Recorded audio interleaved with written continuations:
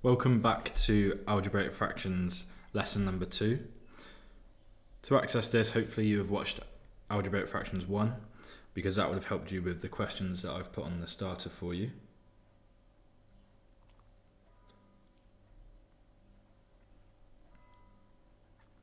So we'll start by going through those. Question number 1 asks you to simplify 30 x y to the 5 over 2x to the minus 3 y to the 5.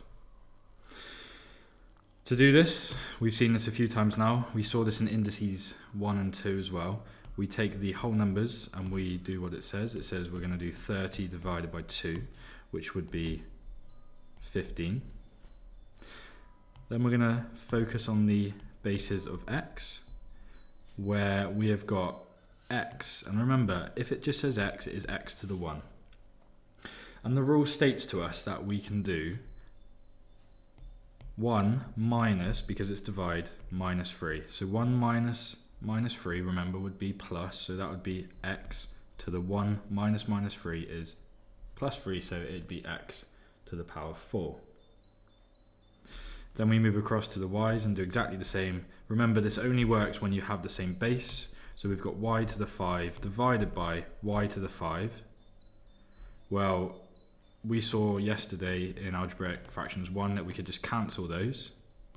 But if we were talking about indice laws, 5 minus 5 would be 0.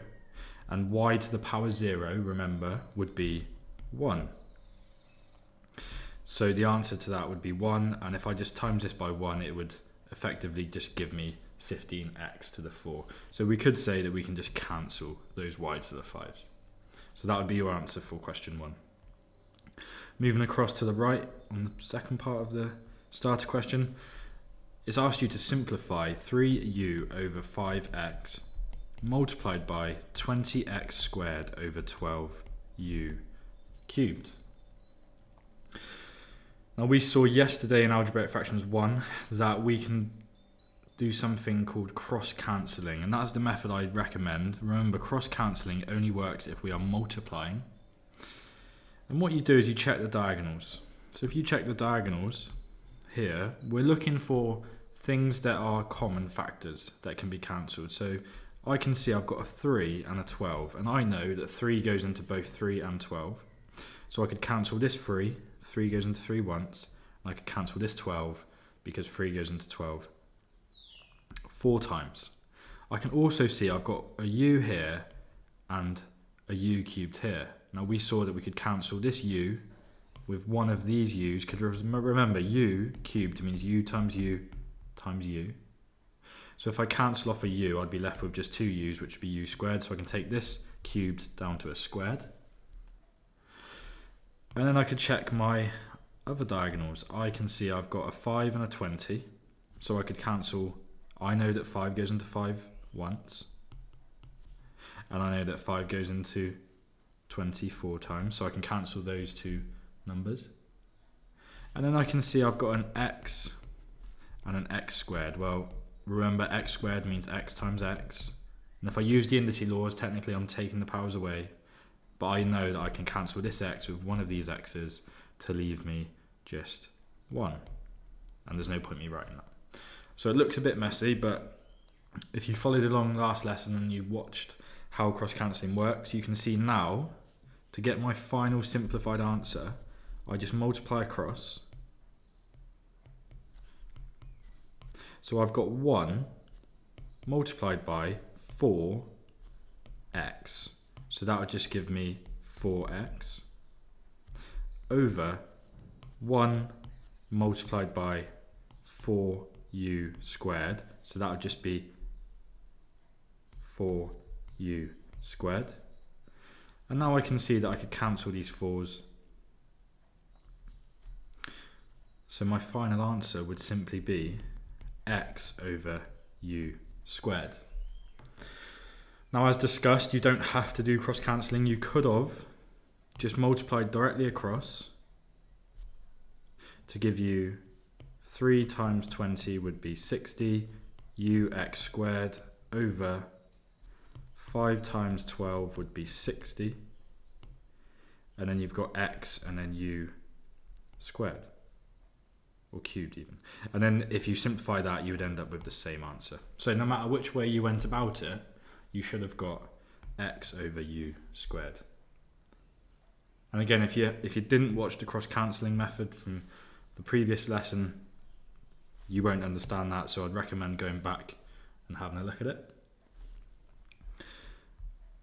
Going to the bottom left question, you were asked to simplify x over y squared divided by 3x over y. Now we know that to divide fractions we keep, change and flip.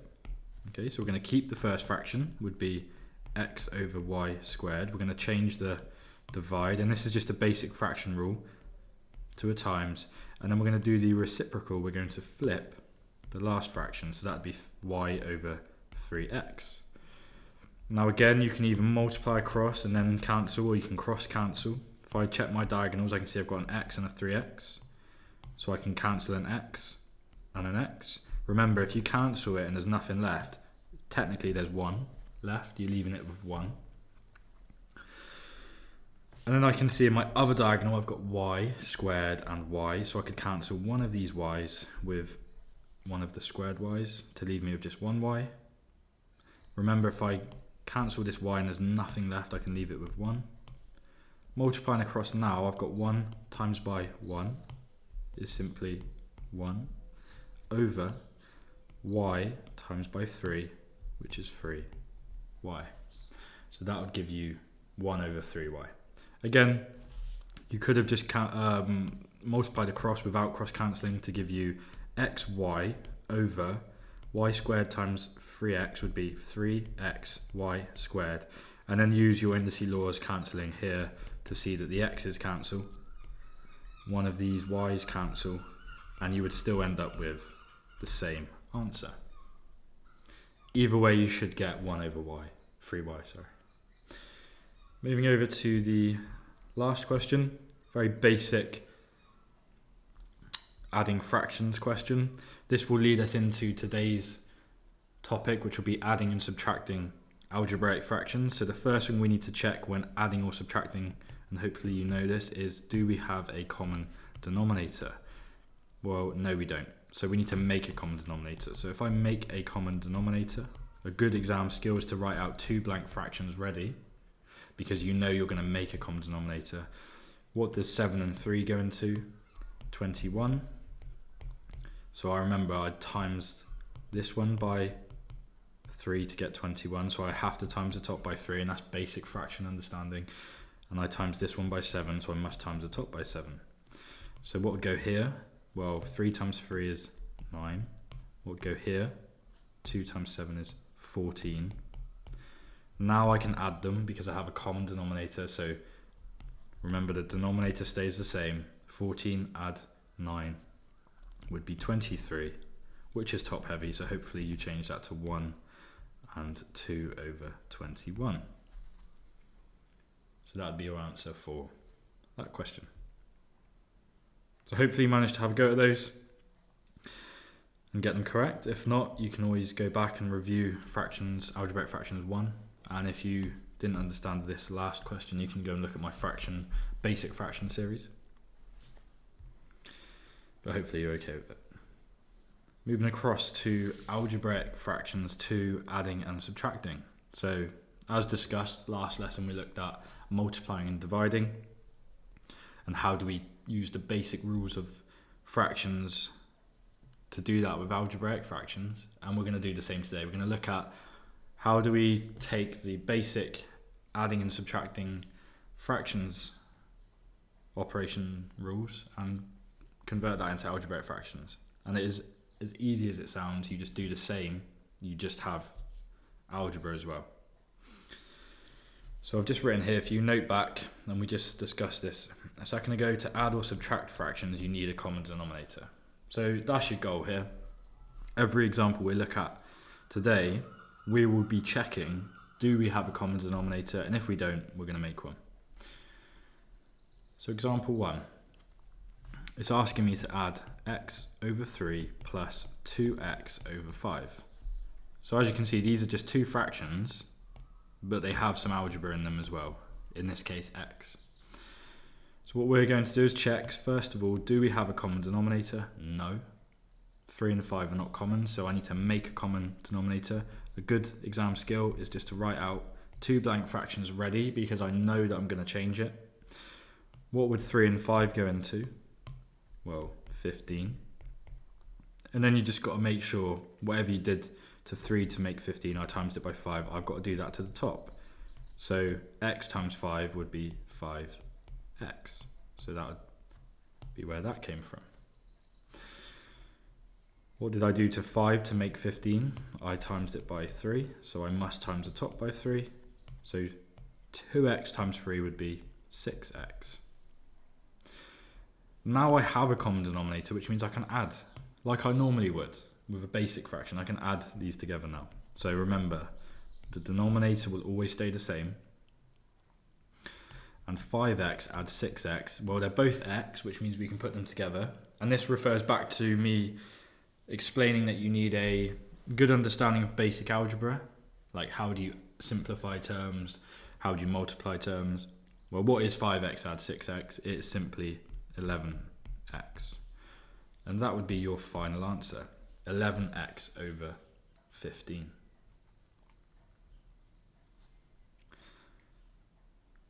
Okay, example 2. Same story. I can see I've got two fractions here. Obviously they are algebraic, simply because they have algebra in them.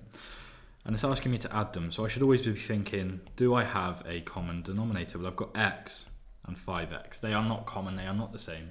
So I need to make them the same. So again, I'm going to just draw out two blank fractions ready. And then I'm going to think, this is x and this is 5x. What could I make them to be the same? Well, they both have an x in it, and this one is 5x and this one is 1x. So if I just multiply this one by 5, well, 5 times x is 5x, so that would make them a common denominator. So I can make my denominator 5x. What did I do to x to make 5x? Well, we just discussed I times it by 5, so I need to times the top by 5. 4 times 5 would be 20. And then this one was already 5x, so the numerator would stay the same because I didn't do anything. It would stay as 6. Now it is simple, or is as simple as adding these together. I'm going to keep my denominator as 5x. 20 add 6 is 26. Now this is improper in the sense that 26 is bigger than 5. However, because it's 5x, we don't know what x is. So x could be something that made the numerator smaller than the denominator. So we can't do our usual make it a mixed number because it's got an x in it. So we're just going to leave it like that. Okay, so we're not going to make a mixed number. You generally, or hardly ever, would make an algebraic fraction into a mixed number because you can't, because you don't know what the unknown is. So you just leave it as 26 over 5x. So hopefully you can see a pattern now. It's just essentially the same rules as normal fractions. You just have to be confident with basic algebra. Looking at example 3, we've got 4 over x plus 5 over x squared. Well, first of all, it almost looks like I've got a common denominator, but you need to be aware that an x is not the same as x squared. They are not like terms. They're almost like terms. Remember, x squared means x times x, and this one is just 1x. So hopefully you're thinking along the lines of, well, I could make my common denominator x squared, because this is x squared and this is x. How would I make x x squared? I would need to times it by x. And if I times the bottom by x, I must times the top by x. And what would 4 times x be? Well, it would be 4x. Recall, this one was already x squared, so I can be lazy and just leave the top as 5 because I don't need to do anything to make it x squared because it was x squared. And now it was a case of adding these together because I have a common denominator of x squared. Remember, the denominator stays the same. Now I need to add the tops. Well, again, basic algebra understanding is needed here. 4x plus 5, they are different terms. You cannot add a 4x and a whole number 5 together, so I can simply write it as 4x plus 5 because they can't be put together because they are different terms. So my final answer is simply 4x plus 5.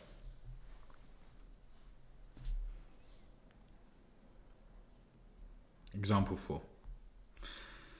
And they just progress in difficulty, but you're always relying on those fundamental and your fundamental understanding of basic fractions. Here I'm adding 3 over 2xy with 4 over x. Well, again, there is no common denominator here. They're not the same. I need to make a common denominator. So if I write out 2 blank fractions, and this is where you just have to be confident with your basic algebra understanding. This one has an x, and this one has 2xy. Well, I can see that they both share an x. So how would I make this single x into 2x plus y? Well, remember, 2x plus y means 2 times x times y. And you could write that in any order. That could be written as 2 times y times x. It's all the same. So if I got this x here and I'm missing this 2xy, well, I can simply multiply this one by 2y. If I multiply x by 2y, that is 2xy or 2yx. It's all the same. Okay? Remember, multiplication is commutative. Whichever order you do it in is the same. So by simply timesing this single x by 2y, I'm making it 2xy. So my common denominator is 2xy. Recall this one was already 2xy, so I can leave the top as 3. And if I times this x by 2y to make it 2xy, I have to times the top by 2y. So what would 4 times 2y be?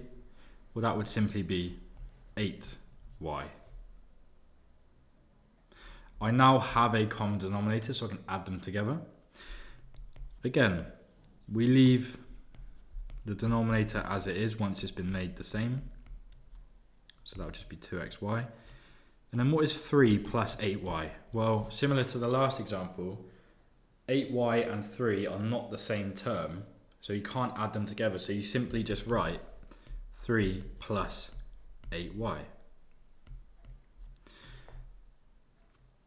And a lot of students at this point, they want to cancel this y with this y. You cannot do that. As discussed in Algebraic Fractions 1, you can only cancel stuff if it's all being multiplied together. This denominator is being multiplied together. You've got 2 times x times y.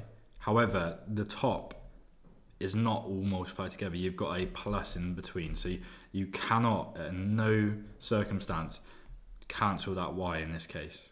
Okay, so don't get into the habit of doing that. Really, really common mistake made by students. So that's our final answer. So that takes us into example 5, where we're now looking at minusing. Okay, so if we minus, is exactly the same. Completely the same. The first thing we check, do we have a common denominator? No, we do not. So we're going to make one. Well, we've got 3 and 5. A good common denominator would be 15. Okay. What did I do to 5 to make 15? I times it by 3. So I have to times the top by 3, which would give me x times 3 is 3x. What did I do to 3 to make it 15? I times it by 5. So I should times the top by 5, which would give me 10x, because 2x times 5 is 10x. Now I can take them away because I have a common denominator. Remember, that would stay as 15. What is 3x minus 10x? Well, 3 take away 10 is going to take you into the negatives. So the top would be minus 7x. Okay. and that would be your final answer. Another alternative way that I would write that, I would write minus 7x over 15, and just put the minus at the front of the fraction. They are both the same, completely the same answer, they just look slightly different in the way they've been written. Okay, moving on to the next one, very similar. We're taking away, so we need a common denominator. We've got x and 2, clearly they are not the same, so we need to make them the same. So 2 blank fractions ready. I've got x and 2. So my issue here is, the previous examples we've seen, there's been something that we can sort of map together when there's been a letter on the bottom. However here, this has got a 2 and this has got an x. So the only way I could make these the same is by timesing them together to make our common denominator 2x. Okay, so we're going to times them together to make 2x. So we can do something where you just multiply everything together, you do the diagonals together and the bottoms together, but essentially x and 2 would have to be 2x. Yeah. So how did we make x 2x? We times it by 2. So we should times the top by 2. 3y times 2 would be 6y. And what did we do to 2 to make 2x? Well, we times it by x, clearly. So 2 times x is obviously 2x, which is good. So we must times the top by x. Well, what is y squared times x? Well, there's two ways we could write that. We could write y squared x or xy squared. It's the same thing. I would write xy squared just because I'd have the indice at the end. It just looks nicer. But y squared x is exactly the same. Makes no difference. So now I have a common denominator. I must take them away. Remember, we're going to keep the denominator as 2x. What is 6y minus xy squared? Well, these are not like terms. They might share a y, but this has got a x and it's got a y squared, which isn't the same as y. So we can't put these together, so we simply write 6y minus xy squared. And that would be your final answer. Okay. Moving on to example 7.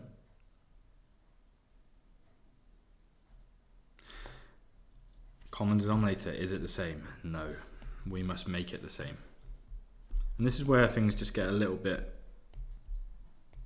more involved with your basic algebra understanding. But if we look at what we've got a u squared and a 2, and we've got a 3uw.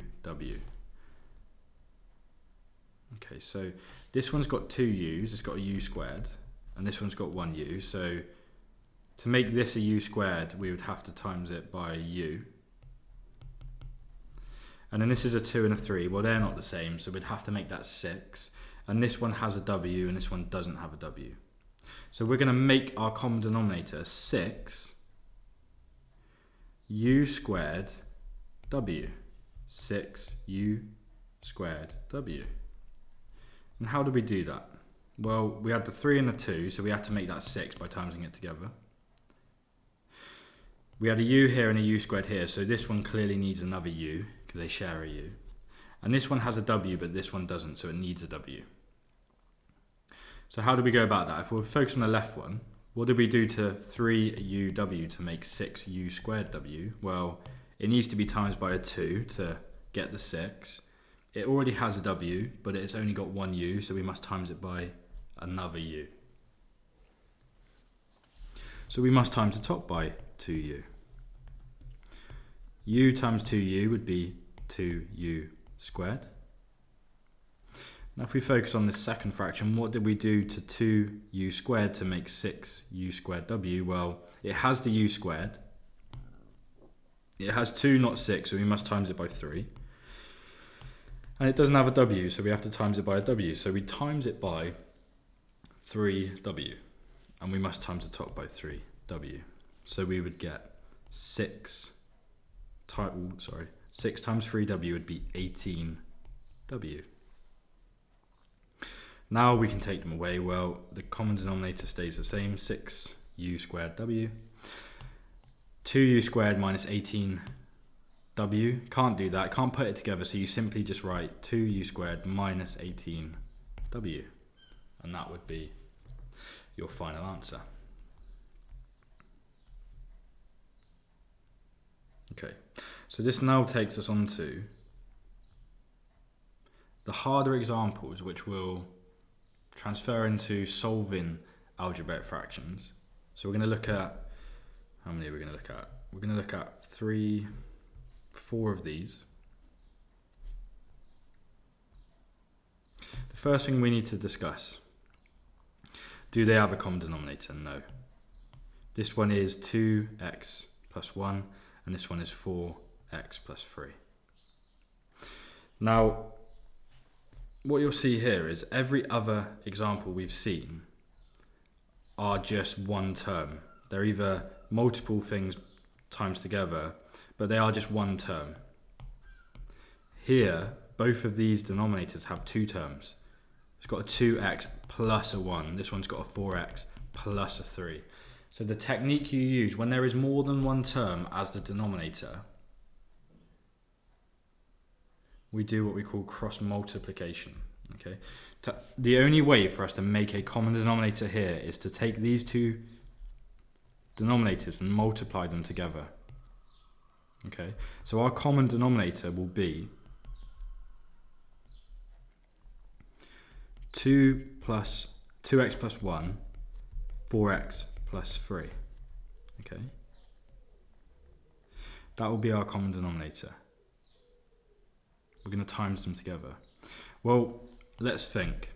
What did we do to 2x plus 1 to make it 2x plus 1, 4x plus 3? Well, we times it by 4x plus 3. So the trick here is you can simply cross multiply. So to make the common denominator, we have to times it by the other denominator because there's more than one term, which means we just cross multiply. So we do 1 times by this denominator down here, which would simply be 4x plus 3. Okay, and I'll put some colours now so you can sort of see what's happening.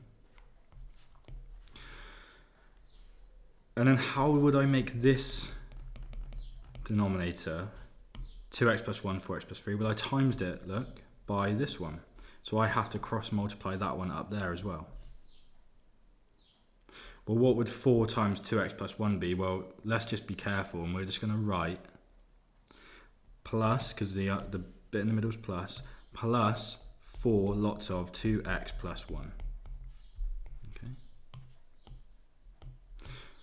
So again, a lot has happened there, so I'm just going to talk through it again. Because there is more than one term on each of the denominators, to make a common one, we simply times them together. And then you have to remember, you have to do what you did to the denominator to the numerator. So what did I do to this one? I times it by 4x plus 3. So I have to times the top by 4x plus 3, which would just be 4x plus 3. And then what did I do to this denominator to make it this? I times it by 2x plus 1, so I must times the top by 2x plus 1, which would look like that. I put it in a bracket. Yeah, and we've discussed before, you put it in a bracket because there is more than one term. Okay. So what we need to do now is we need to focus on the top, and the first thing we can do is we've got a bracket that we need to expand out. So we're going to expand out the second bracket. So we'd get, still got the 4x plus 3 at the beginning. 4 times 2x is plus 8x. 4 times 1 is plus 4. All over, still, our common denominator we made from multiplying them together. Now we can do some basic algebraic simplification. We can take the 4x's and the 8x and put them together.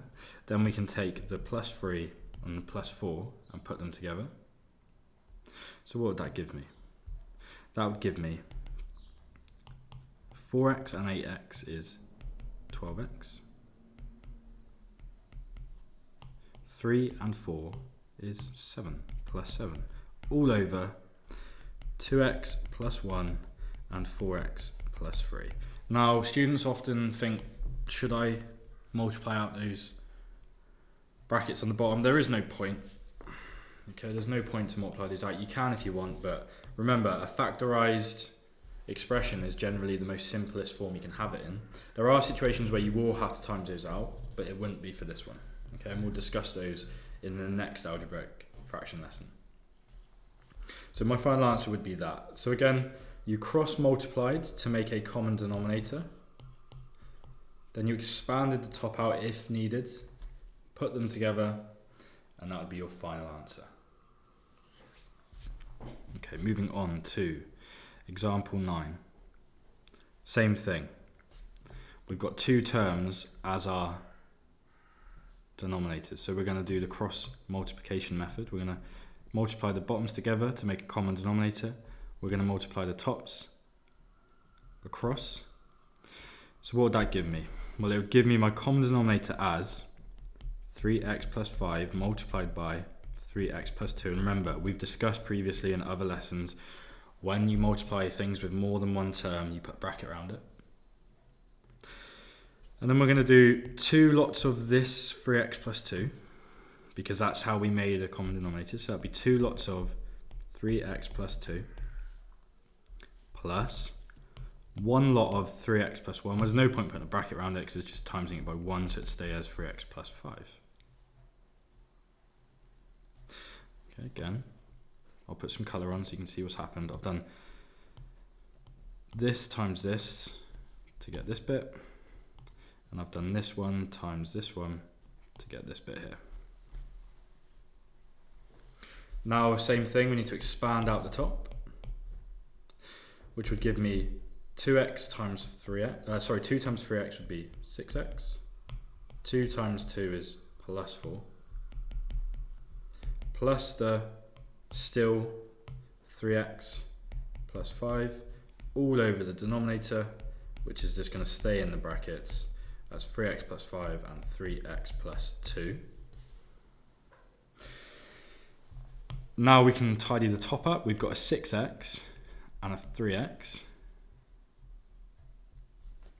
And then we've got a plus 4 and a plus 5. So what would that give me? That would give me 6x and 3x is 9x. 4 and 5 is 9 over 3x plus 5, 3x plus 2. And that would be my final answer.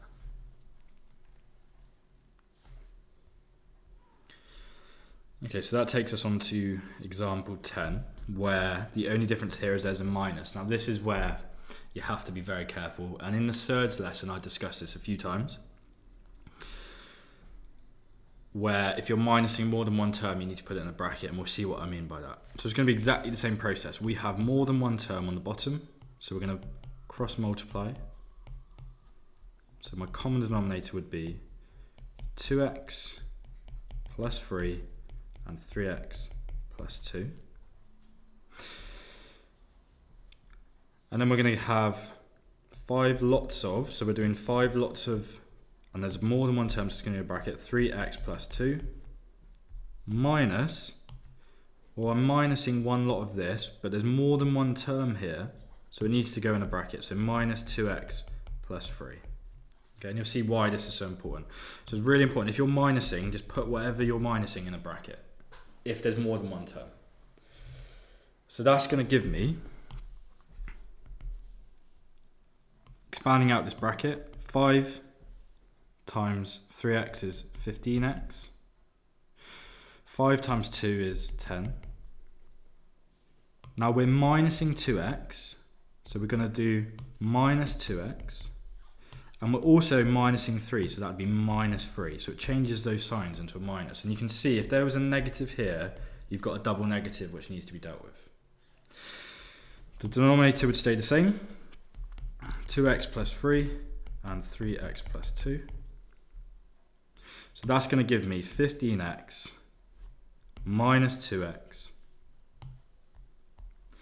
which is 13x And then we've got 10 minus 3, which is plus 7, all over 2x plus 3 and 3x plus 2. And that would be our final answer. So really important there with the double negative. What I've got for you now is some practice questions at the end with solutions. Please have a go at those. Drop me a message if you are unsure how to do them, and I'll see you in the next one.